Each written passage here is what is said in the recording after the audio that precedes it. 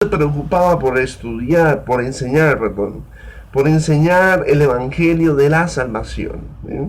Era su preocupación, la de Jesús, la de que sus estudiantes pudieran entender y llevar a la práctica el mensaje que él impartía. Ahora, ¿cómo podríamos, a partir del ejemplo de Jesús, poder definir lo que es la educación cristiana o la educación adventista? Mira, cuando, cuando nosotros hablamos de educación en el entorno cristiano debemos entender algo. Los educadores cristianos, además de preocuparnos por transmitir una información, nos preocupamos porque nuestros estudiantes empiecen a adquirir lo que nosotros podríamos llamar los lentes espirituales. Pregunto yo, una persona que tiene dificultades de vista, pues tiene sus dificultades para ver, pero cuando se colocan los lentes, la vista se aclara. El pecado, cuando entró a nuestro mundo, el pecado produjo una ceguera espiritual. ¿Qué significa ceguera espiritual? Que nosotros, a medida que ha pasado el tiempo, empezamos a normalizar en nuestra cabeza lo que es anormal. Y todo lo que es anormal es pecado. Es decir, la muerte no fue algo normal con lo que Dios haya creado al hombre. La homosexualidad no es algo normal con lo que Dios haya creado al hombre, ¿cierto? Entre otras teorías más. Hemos venido normalizando el pecado. Para nosotros es normal ver el pecado. Cuando tú empiezas a estudiar a Dios, empiezas a tomar esos lentes.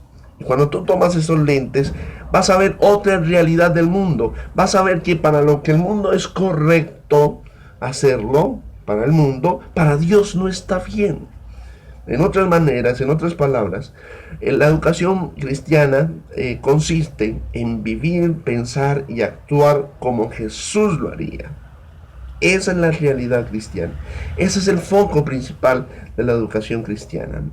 Alguna vez yo le decía a algún pastor amigo hace muchos años atrás, le decía, mira pastor, yo deseo algún día llegar a ser un pastor, me decía yo así. Y el pastor me decía, mira Freddy, si tú quieres llegar algún día a ser un pastor, desde ahora debes vivir, pensar y actuar como un pastor haría. Y así lo hice y hasta el sol de hoy trato de hacerlo. Así debe ser con Jesús. La educación cristiana nos lleva a Jesús. Y entonces cuando nosotros miramos a Jesús, el estudiante debe aprender a vivir y a pensar y a actuar como Jesús lo haría. Es decir, a interiorizar la información que nosotros recibimos de parte de la Biblia, de parte del Escrito está, llevarla a cabo en nuestras vidas y vivir una transformación. Ese es el foco. En eso podemos definir la educación adventista. Adquirir lentes espirituales es formar a los niños y adolescentes y adultos para que vean cada aspecto de la vida y del mundo desde una perspectiva cristiana, desde el punto de vista de Dios. Es decir, ¿qué pensaría Dios frente a ciertos temas que hoy en día en la sociedad se están tratando? En eso consiste la educación cristiana. Pensar como Dios pensaría. Muy bien, existe un propósito de la educación cristiana y es glorificar a Dios. Glorificar a Dios. ¿Qué significa glorificar a Dios? Cuando nosotros glorificamos a Dios significa que todo nuestro ser, espíritu, alma y cuerpo está adorándole. Eso es glorificar a Dios. Ahora, hay 4 metas que como cristianos debemos alcanzar para poder lograr ese propósito. Una de esas metas es el nuevo nacimiento, lo que nosotros llamamos muy comúnmente el bautismo.